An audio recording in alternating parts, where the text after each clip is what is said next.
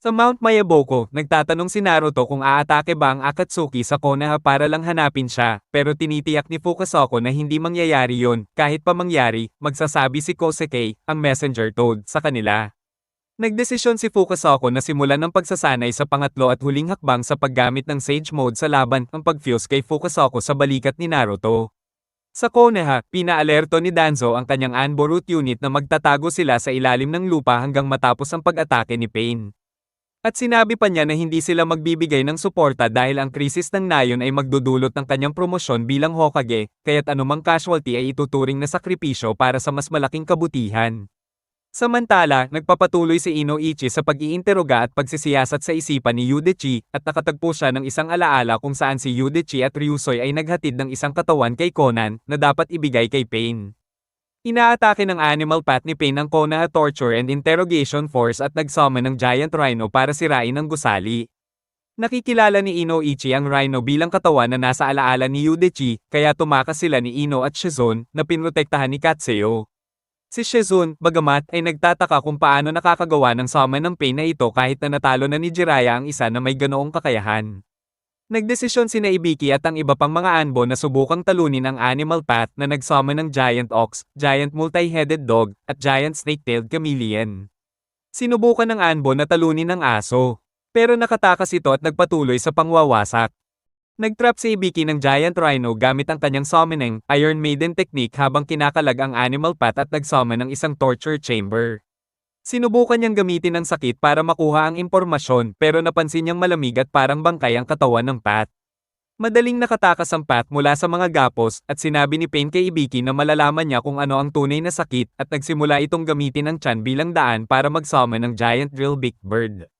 Sinubukan ng Anbo na talunin ang Giant Multi-Headed Dog pero nakatakas ulit ito, nakatakas din ang Giant Rhino mula sa Iron Maiden.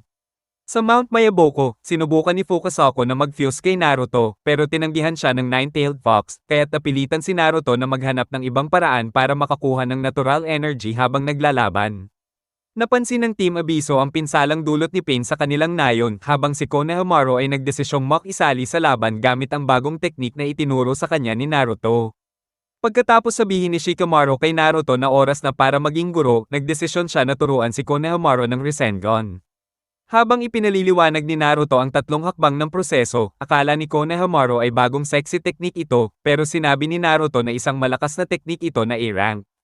Pinilit naman ni Mogi at Udon na huwag makialam si Konohamaru at bilang genin. Kailangan lang nilang mag-evacuate ng mga residente sa isang ligtas na lugar, kaya naalala ni Konohamaru ang panahon na siya ay isa sa mga in-evacuate nang maganap ang Konoha Crush.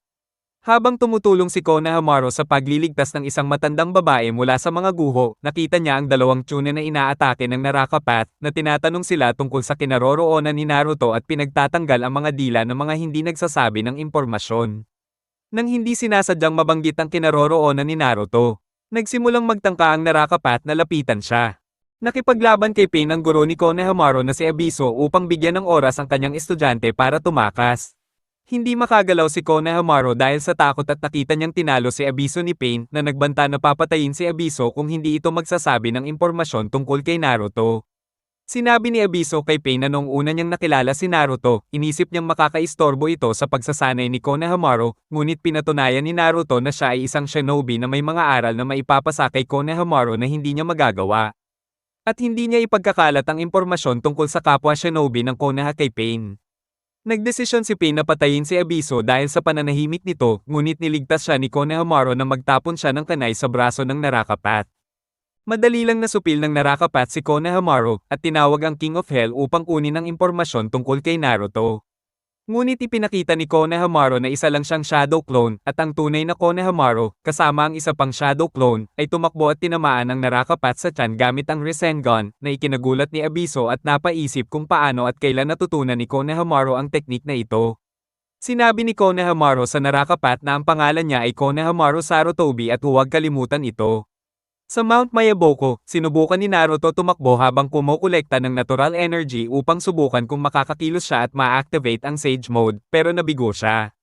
Sinabi ni Fukasaku nang may paghingi ng paumanhin na hindi ito gagana at ang Sage Mode ay hindi para sa lahat. Nang makita ni Naruto ang mensaheng iniwan ni Jiraiya sa likod ni Fukasaku, sinabi niya na ito ay mensahe mula kay Jiraiya na huwag susuko. Sinubukan ni Fukasaku ipaliwanag na may mga bagay na hindi kayang gawin. Na parang tinitingnan ng kaliwa at kanan ng sabay. Nagulat si Naruto nang marinig ang mga salitang ito at sumigaw na may paraan pala. Sinubukan ni Sum Inuzuka at ang kanyang aso na si Kuromaru, kasama ang kanyang anak na si Kiba at ang aso nitong si Akamaru, na atakihin ng Pratapat gamit ang kanilang Fang-Passing Fang. Ginamit ng Pratapat ang katawan ng unang Animal Path para takpan ng atake habang tumakas ito. Kasabay nito, nakipaglaban sina Shino, ang kanyang ama, at isa pang kasapi ng kanilang clan laban kay Conan, na gumamit ng mga paper clones na may kasamang explosive tags upang patayin sila. Habang nangyayari ito, dumating ang Deva Path ni Pain sa bubong ng opisina ng Hokage upang makipag-usap kay Tsunade. Nakilala ni Tsunade ang Deva Path bilang si Yahiko, isa sa mga Ame orphans na nakilala niya noong unang panahon, at natuwa si Pain na naaalala siya ni Tsunade. Pagkatapos nilang pag-usapan ng magkaibang pananaw nila tungkol sa kapayapaan, nagalit si Pain nang tumanggi si Tsunade na isuko ang Ninetales at tanggapin ang alok ng Akatsuki na sumuko. Sa ibang lugar, si Ino, Inoichi, at Shizune ay tinutuklas ang katotohanan tungkol sa Six Paths of Pain nang dumating ang Human Path at pinatay si Shizune sa pamamagitan ng pagsipsip ng kanyang kaluluwa. Bagaman nakuha niya ang impormasyon mula sa isip ni Shizune at natuklasan na si Naruto ay nasa Mount Mayaboko. Matapos matuklasan ang kinaroroonan ni Naruto, tinawag ng ikalawang Animal Path si Conan at ang limang path, maliban sa Deva Path, upang pumunta sa kagubatan sa labas ng nayon. Sa Mount Mayaboko, ipinaalam ni Gamatama kay Naruto at Fukasaku na patay na si Kosuke, ang messenger toad na iniwan nila sa Konoha, dahil nawala ang pangalan nito sa Toad Register. Nag-alala si Fukasaku na inaatake ng Akatsuki ang Konoha. Kaya't sinabi niyang maghanda si Naruto upang ipagtanggol ang nayon at inutusan si Gamada na gamitin ang Distant Body Water Portal upang mabilis na makarating sa Konoha at utusan si Shima na mag-summon ng mga puwersa mula sa Mount Mayaboko. Sa Konoha, ikinagalit ni Tsunade si Pain nang sinabi nitong bagamat ang mga aksyon ng Konoha sa nakaraan ay maaaring hindi makatarungan, nakaranas na sila ng sakit. Ipinahayag ni Pain na mararanasan ng Konoha ang sakit dahil sa ginawa nila kay Yahiko, at sinabi kay Conan na gagamitin na niya ang teknik na iyon, at nagsimulang patayin ang iba pang limang katawan habang ang Deva Path ay nag-perform ng isang malaking Shinra Tensei na nagdulot ng napakalaking crater sa nayon. Nailigtas si Sakura mula sa pagsabog ni Katsuyo at umiyak nang makita ang mga guho sa paligid. Humihiyaw kay Naruto na sana ay dumating at iligtas sila. Eksaktong pagdating, dumating si Naruto sa Sage Mode, kasama sina Fukasaku, Gamekichi, Gamabunta, Gamehiro, at Gameiken. Inimbitahan si Naruto ni Shima kasama sina Fukasaku, Gamabunta, Gamekichi, Gameiken, at Gamehiro. Laking gulat nila nang makita nilang ganap na nawasak ang Konohagakure. Alam nila na si Pain ang may kagagawa nito, kaya't hinarap ni Naruto si Pain. Si Tsunade ay nakialam at hinamon si Pain sa laban, pero pinakita niyang walang magagawa si Tsunade dahil nagamit na niya ang lahat ng chakra niya para pagalingin ang mga tao mula sa pag-atake ni Pain. Sa pamamagitan ng Deva Path, sinabi ni Pain kay Tsunade na hindi siya ang hinahanap niya habang gumagalaw ang Azura Path upang atakihin siya. Nagsalita si Naruto at ginamit ang Rasengan para sirain ang Azura Path, at inutusan si Gamekichi na dalhin si Tsunade sa isang ligtas na lugar at ipaalam sa lahat na huwag makialam sa laban niya kay Pain. Bago magsimula ang laban, sinabi ni Naruto na matapos niyang matutunan ang Senador Jutsu, kaya niyang maramdaman ang mga chakra signature, at tinanong kung bakit hindi niya maramdaman si Kakashi nang matuklasan niyang patay na si Kakashi. Isang miyembro ng Hyuga clan na gumagamit ng Byakugan ang nagsabi kay Sakura na si Naruto ay sumaira ng isang path gamit ang isang blow. Ginamit ng Animal Path ang summoning Rinnegan upang mag-summon ng Giant Multi-Headed Dog, Giant Ox, at Giant Rhino. Inihagis ni Naruto ang Rhino sa ere at tinamaan ng ibang nilalang gamit ang Sage Art Big Ball Rasengan. Ang tatlong Giant Toads ay tumalon upang makipaglaban sa mga summon. Nang harapin ng Pratapat ni Pain, ginamit ni Naruto ang Frog Keita para patumbahin ito gamit ang natural energy sa paligid para i-connecta ang kanyang suntok kahit na iwasan ito ng path. Napansin ni Pain na natutunan ni Naruto ang Sage Mode. Kagaya ng kanilang master na si Jiraiya.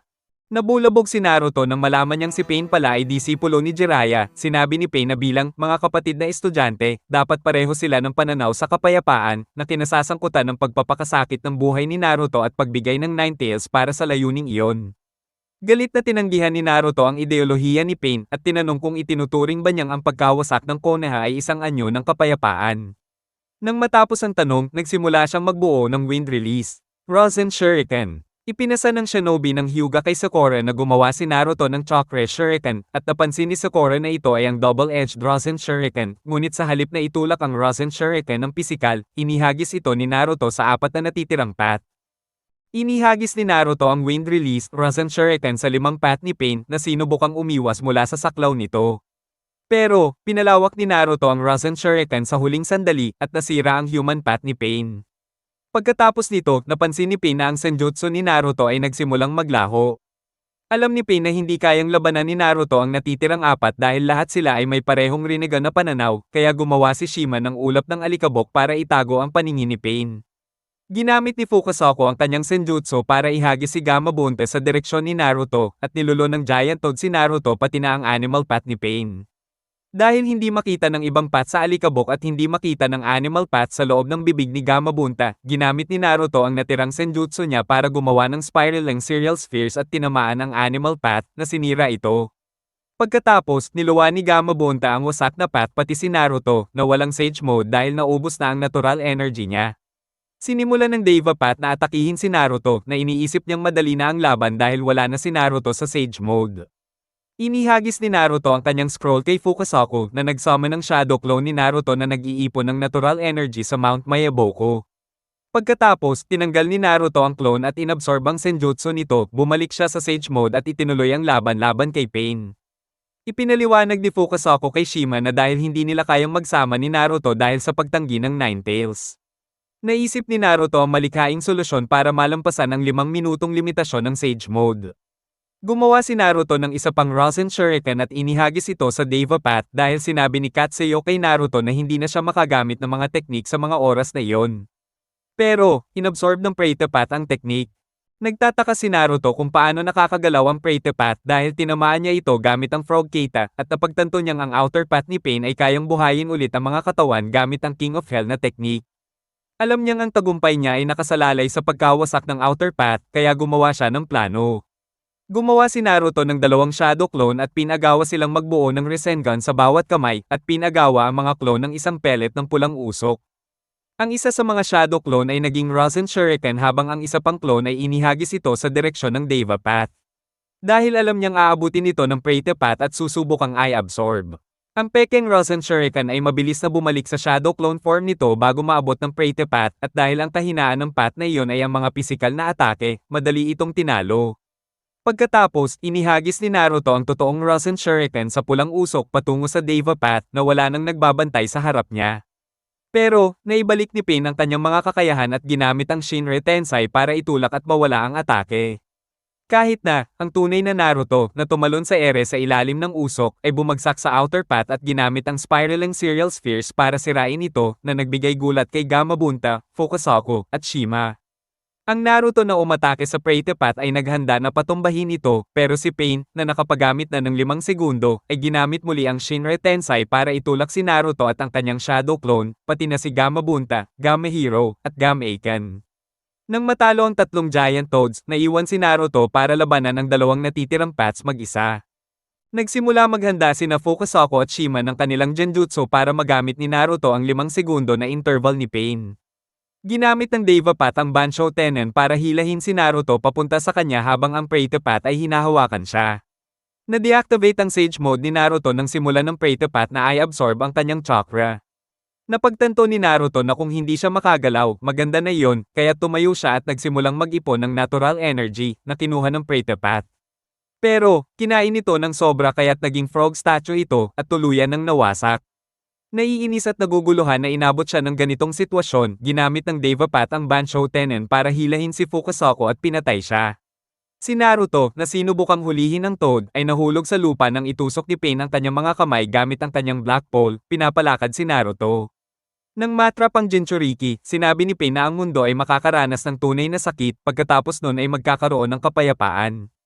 Tinawag ni Naruto si Pain na hipokrito dahil nangangaral ng kapayapaan pagkatapos patayin sina Jiraiya at Kakashi at wasakin ang Konohagakure. Ipinaliwanag ni Pain na sila ni Naruto ay naglalaban para sa parehong kapayapaan na nais ni Jiraiya at siya ay nagbabayad ng paghihiganti sa Konoha dahil sa mga ginawa nila sa Amegakure noong ikalawang Shinobi World War, kung saan ang Ome ay ginamit na battleground ng mga Land of Fire, Wind, at Water. Sinabi ni Pain na nawalan siya ng pamilya at mga kaibigan dahil sa cycle ng galit ng shinobi at kaya't nauunawaan ang sakit na nararamdaman ni Naruto. At tinanong si Naruto kung anong paraan ang gagamitin niya upang magkaroon ng kapayapaan. Naalala ni Naruto ang sinabi sa kanya ni Jiraiya na nais niyang masira ang cycle ng galit at magdala ng kapayapaan at sumagot na wala siyang kasagutan. Ibinunyag ni Pain na sa pamamagitan ng pagkuha sa Nine-Tailed Fox, makakamtan niya ang kapangyarihan ng lahat ng siyam na tailed beast at gamit ang kanilang lakas ay magagampanan niyang sirain ang buong mga bansa. Pagkatapos ng ganong pagkawasak, matatakot ang mundo at dahil sa takot na iyon, hindi na magdudulot ng mga digmaan kaya magiging matatag ang kapayapaan. Paglipas ng mga taon, mawawala ang takot at tiyak na gagamitin ng mga tao ang mga tailed beasts laban sa isa't isa na magdudulot muli ng malawakang pagkawasak at magbibigay takot para mapigilan ang mga labanan. Samantala, nagdesisyon si Shikamaru na kailangan nilang hanapin ang tunay na Pain para hindi masayang ang pagkamatay ni Shizune at sinabi niyang kukuha sila ng impormasyon mula sa lahat pati na sa mga patay. Naalala ni Inoichi ang memorya na nakita niya sa isipan ni Yudechi at naalala na ang tunay na Pain ay nakatira sa isang mataas na tower. Napagtanto nila na ang tunay na Pain ay malapit lang at nasa pinakamataas na tower malapit sa Konoha para kontrolin ang Six Paths of Pain, kaya't nagdesisyon silang hanapin siya. Sa kanyang tower, ipinakita si Nagato na may kapansanan at may sakit, siya ang tunay na Pain, at nakikipag-usap kay Naruto sa pamamagitan ng Deva Path. Napansin ni Konan na umuubos si Nagato ng dugo at sinabi niyang magpahinga na ito dahil naubos na ang maraming chakra nito. Habang nasa misyon ng Team Guy at papabalik na sila sa Konoha, napansin ni Neji ang sugatang si Gamabunta at nakilala niyang ito ang personal na summon ni Jiraiya. Sa loob ng nayon, nakita ni Hinata si Naruto na nakapako gamit ang kanyang Byakugan at naalala ang mga alaala ng unang pagkakataon na nakilala niya si Naruto nung bata pa sila. Sinabi ng kanyang gwardya na si Ko na lumayo sa kanya dahil narinig niyang pinag-uusapan ng mga tao ang Nine Tails. Pero nang binyuli siya ng isang grupo ng mga nang-aapi, tinulungan siya ni Naruto. Naalala ni Hinata kung paano siya pinrotektahan ni Naruto, kaya tumalon siya papunta sa laban para protektahan si Naruto naman. Tinatanong ni Naruto kung bakit siya papasok sa laban at tinangka niyang kumbinsihin siya na umalis, sinabing laban niya ito. Pero nagpatuloy si Hinata at inamin ang kanyang pagmamahal kay Naruto at kumuha siya ng isang black receiver na nakabaon kay Naruto. Ginamit ni Pain ang Shinra Tensei at itinulak si Hinata palayo. Nakabangon si Hinata at inactivate ang kanyang Gentle Step Twin Lion Fists. At nagtakbo siya papunta kay Pain para makipaglaban na sinusubaybayan ni Pain gamit ang kanyang Rinnegan at iniiwasan ng mga atake.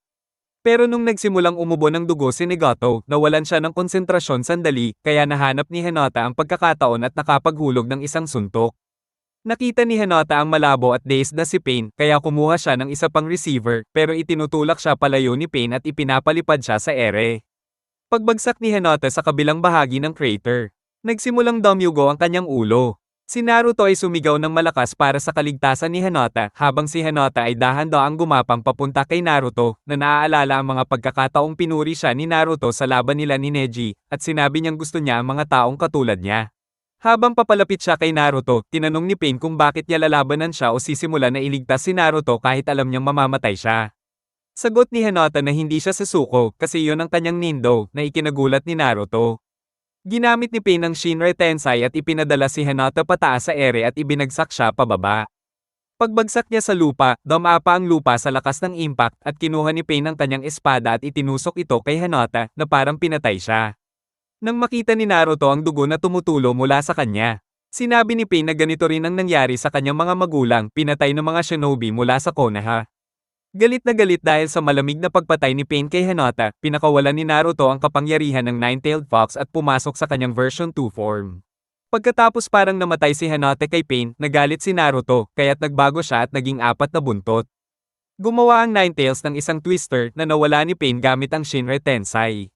Nagawang sirain ng Nine-Tails ang lupa at itapon ito kay Pain na nakaiwas sa karamihan ng mga bato, ngunit tinamaan siya ng isang suntok mula sa Naruto na may 4 na buntot at natabunan siya ng mga debris. Lumabas si Pain at nagpatuloy ang pagbabago ni Naruto, kaya't nadagdagan pa ang 2 buntot niya at naging skeletal na ang hitsura. Sinira ni Pain ang lupa sa ilalim nila at pinakawalan ng tubig. Sa kanyang 6 na buntot na anyo, ipagpatuloy ng Nine-Tails ang pag-atake kay Pain, nagpapakawalan ng continuous tailed beast balls na nailigtas naman ni Pain gamit ang Shinra Tensei. Tumigil sandali ang tailed beast sa pag-atake, at habang iniisip ni Pain kung iyon na lang ba ang kaya ng beast, sinamantala ng Ninetales ang 5 segundo na interval ni Pain at muling nagpapakawala ng continuous tailed beast balls na tumama kay Pain. Sinubukan ng necklace ng First Hokage na pigilan ng chakra ng Ninetales at ibalik sa dati si Naruto, pero tinanggal ito ng Ninetales at winasak. Nagmadali ang beast at tumalon kay Pain na sinubukang itulak siya gamit ang Shinra Tensei, ngunit hindi gumana ang atake at muling tinamaan ni Pain si Ninetales. Si Hinata, na hindi pa namamatay, ay bulong na binanggit ang pangalan ni Naruto habang nagaganap ang laban sa paligid niya.